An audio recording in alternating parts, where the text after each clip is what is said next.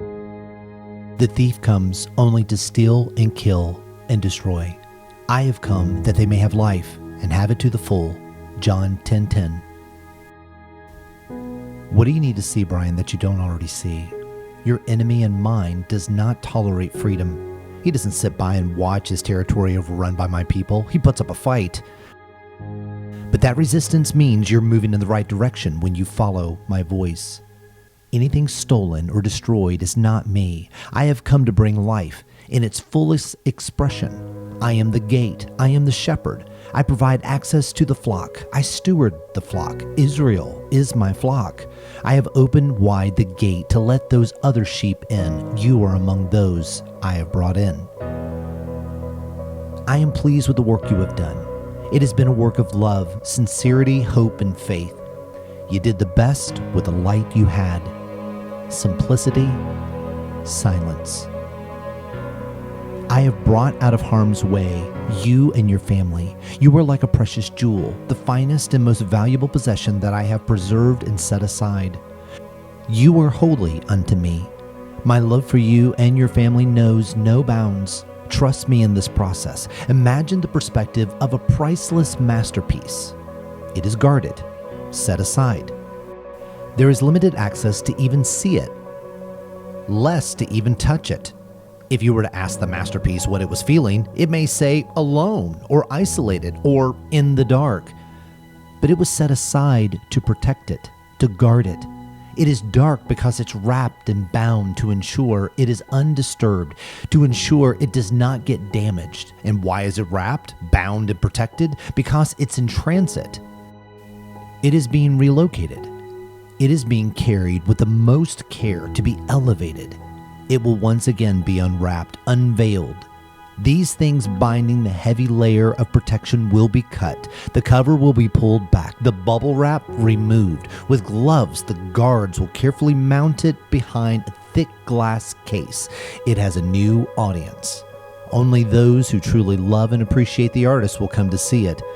Only those who love this particular expression of the artist's work will make the trip, spend the money for entry, and sacrifice time and effort to catch the smallest glimpse of this work, even if it's from afar. You have been pulled from a small town display. You have been covered, bound, and secured for transit. And now I will move you to a new place, a place where people are dying for your expression of my son's work. But I have more to add to you. What makes my masterpiece so unique on earth and in heaven is that all my masterpieces are living works of art. I am always adding to it. There is always being added a new dimension of light and color to be admired by others. I am adding to you all. Where you once had little confidence, you will now have much. Where you once had little understanding, you will have much. The small beam of light that illuminated your mind with revelation will become a giant flood of light. You were in a cell. You were like Joseph. Your revelation was but a small beam of light breaking through the ceiling of your cell.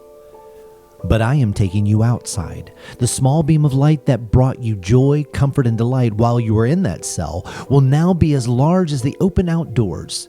By it, you will see the world and yourself. The small beam of light gave Joseph hope during a dark time. That small beam of light was used to help shape and form his understanding. When he left that cell, he went straight to the top because he was ready to be placed on display. Where you were before was a holding cell for you, not a prison, just a place where the dream you had received could mature your character and your perspective. It is now time to come out and be elevated.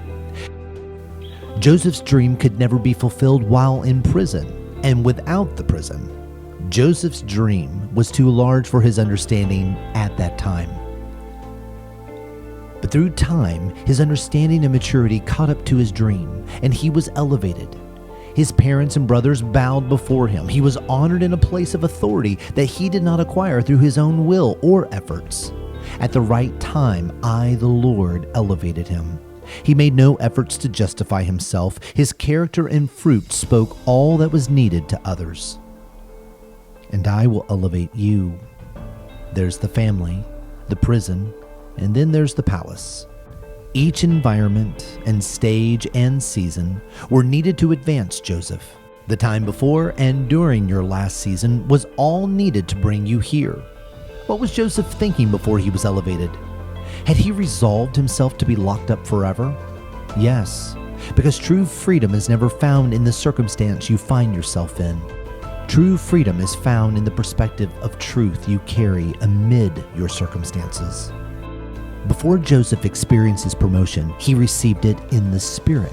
He took position and accepted his assignment in the Spirit before it happened.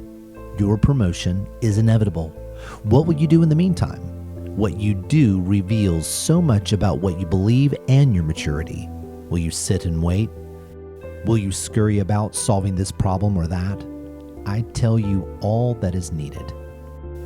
The right action is the action that I call you into for that day. Yes, day by day, day by day. Today has enough worry on its own. Do what I tell you each day. One day, the call will be made. The invite will come as it did for Joseph. Pharaoh invited Joseph to do the things he was already well equipped to do. It was with ease and very little effort that Joseph interpreted his dream. And suddenly, without warning, he was elevated. The one who was oppressing him became the one who was elevating him. Usefulness has a way of elevating you with the misguided and foolish. Usefulness will open doors, give you an audience and platforms, and it will be there that revelation can be given and received.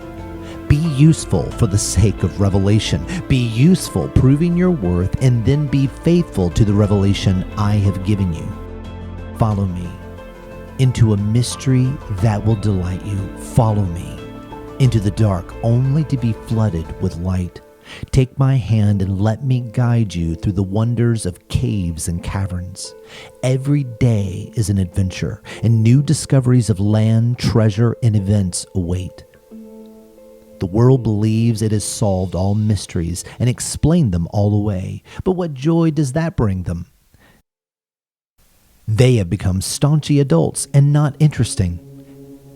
Behold the wonder of a child. Every moment is filled with excitement and mystery. I want to take you on an adventure of wonder and mystery. Your answers are coming.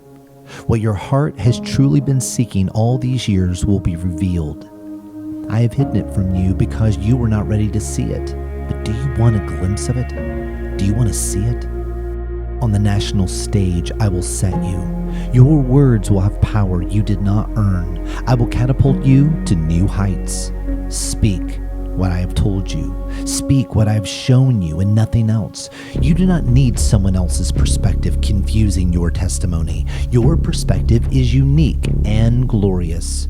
When you mix in another perspective, it dilutes the purity of what I've given you. Speak the understanding I have given you, not the understanding I have given to someone else. Trust what I have given you.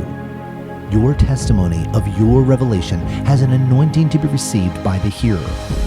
If they are not receiving it, it's because you're not speaking out of your own personal testimony of revelation.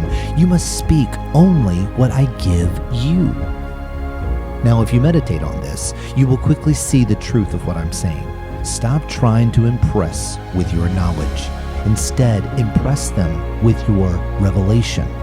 The anointing that was present to receive that revelation is the anointing to give that revelation, and it will be the same anointing for others to receive that same revelation. You are expressing your relationship with me, not your theology or your doctrine. You have found me because I have never left you. I was here then, and I am here now.